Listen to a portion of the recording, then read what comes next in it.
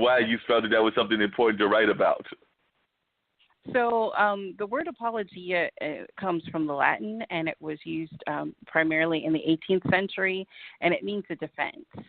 And it was used in the article that I wrote about Michael Cohen and his defense of himself before the U.S. House Committee and some of his actions as a Trump employee, as Trump's lawyer, and some of the things that he did there.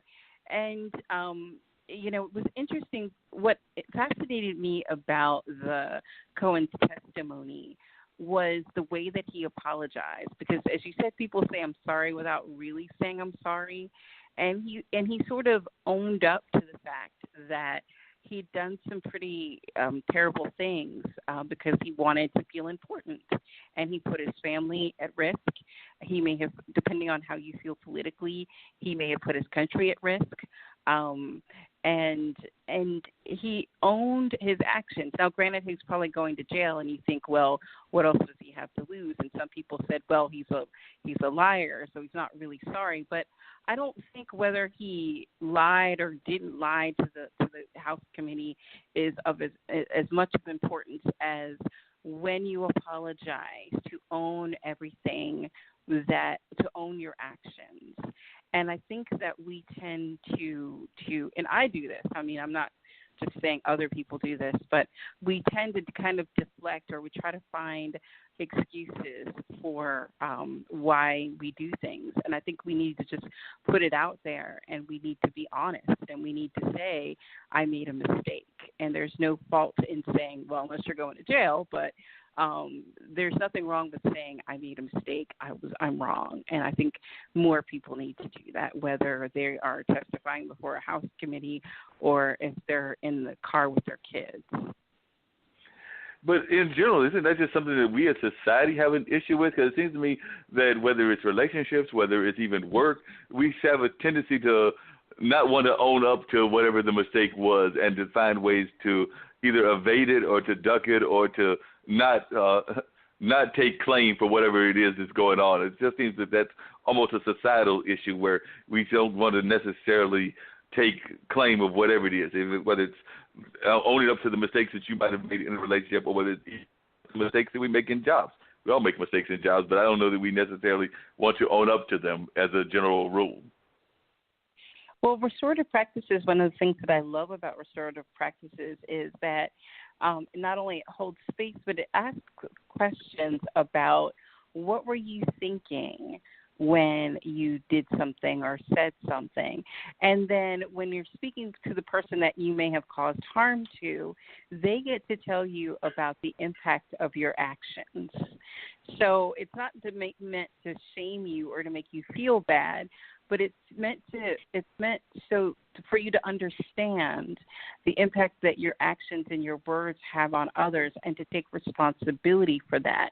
And then sort of the closing part of restorative practices is that you and the other person come together and decide, how do we not let this happen in the future?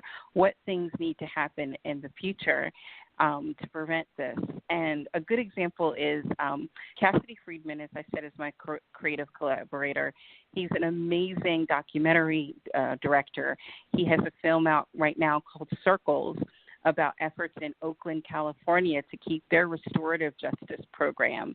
And it's told through the eyes of Eric, who is a man who works with the school system, who works with kids at the worst high school in Oakland using restorative practices. So anyway, Cassie and I are in Detroit, and we're filming together all day. We're looking at film stills all night.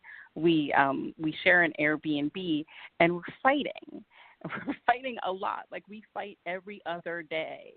And because we weren't able to see the other person's point of view, and so we were only there for a week. And like Sunday night, the night before we were supposed to leave, we had a conversation where I truly understood what his point of view was, and I was able to appreciate it. And he truly understood what my point of view was. and I had to own my actions and my behavior as well as he. And I think that we're a stronger, better team even though we fought a lot, but we are a stronger, better team because we finally understood where the other person was coming from, and we're now able to collaborate from a stronger space than we had before.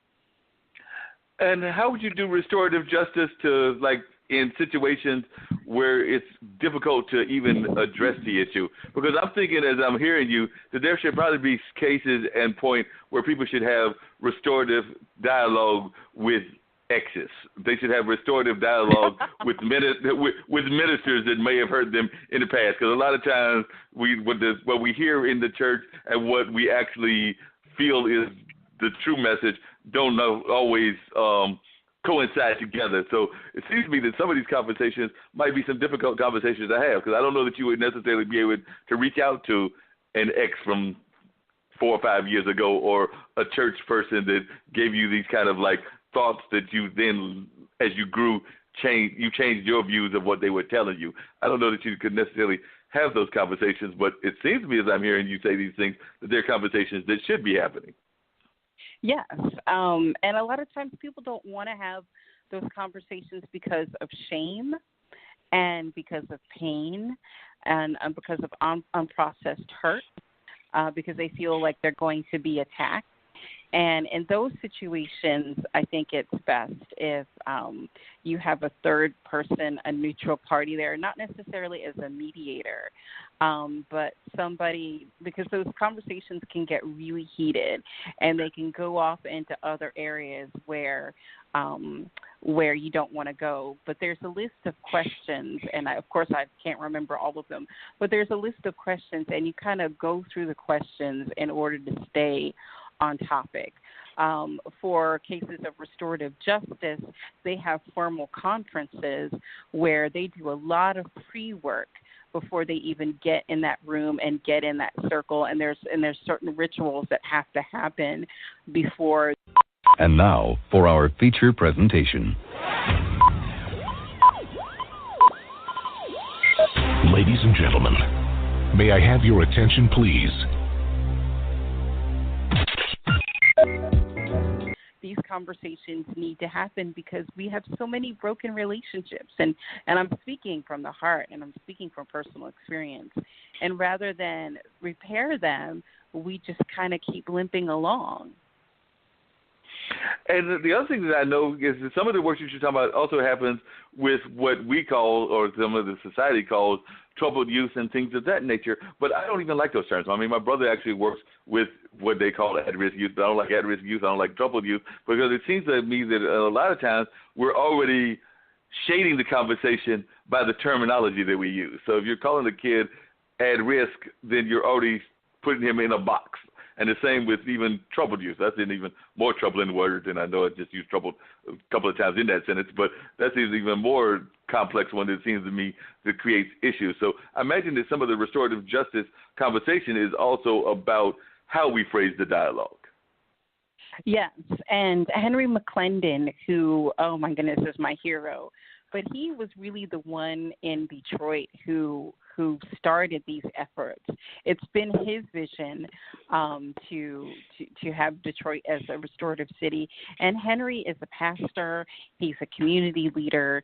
He's the Michigan State representative for the International Institute for Restorative Practices. And he's just an angel.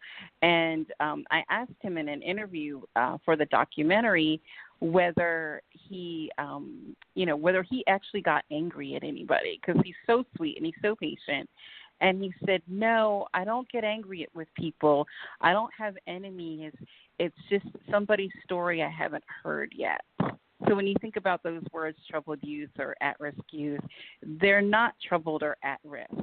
We just don't know what their stories are. And I think as adults, it's our responsibility to dig deep for those stories and to see if there's something we can do as a community to address them. Because that's one of the things, and I mentioned it earlier because it's going on this weekend, and I'm sure you've attended it in the past.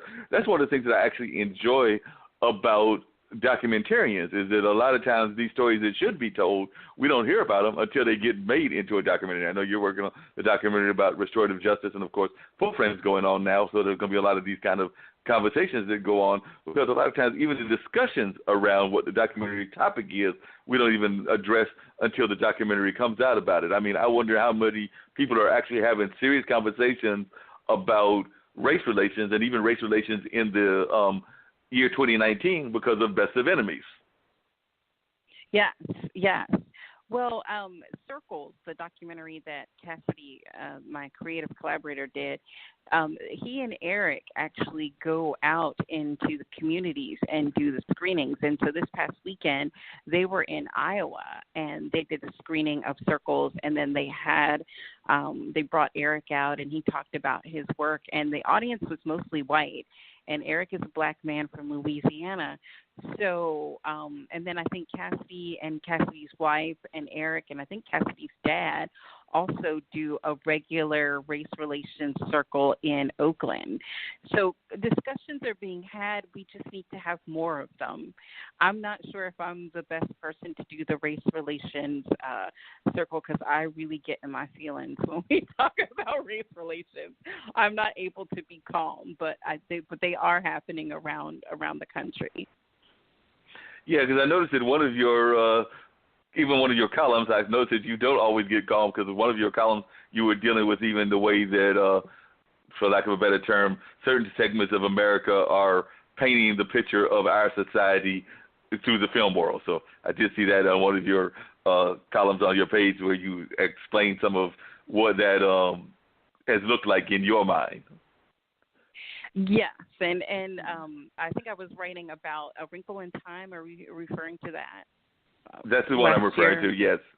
Yeah, A Wrinkle in Time. And watching A Wrinkle in Time was, to me, a political act. And it was, and I know a lot of people didn't like the movie, and it got panned.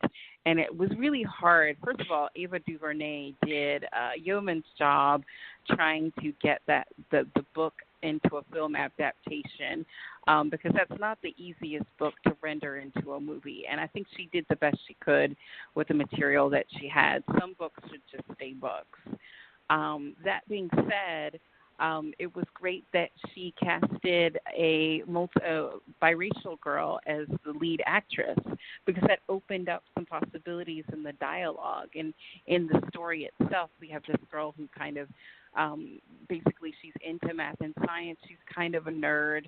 She discovers this way of like rescuing her dad, who's somehow lost. So it's a long story. See the movie or read the book. But it seemed like a political act, because you had, for the first time, a biracial girl being cast in the lead role of this kind of, I won't call it a Harry Potter movie, but in that genre of film. And that was just really interesting to watch. And it seems that Ava, I mean, people have said this about Spike as well, but definitely Ava, it seems like that's just her modus operandi. I mean, I don't know how you can watch 13, which is basically an indictment of the prison system, without having an opinion one way or the other, because it just seems like a lot of her movies are that way, where she is one of those movie makers that isn't afraid to tackle issues and give a very hard assessment of whatever that issue is, whether it's, like I said, 13 was definitely about the prison system and how the prison system, to some degree, came out of slavery, actually to a lot of degrees. My favorite directors are directors like Ava DuVernay, Spike Lee. I'm totally in love with Alfonso Cuarón. These filmmakers who have a definite point of view, and they're not afraid to express it.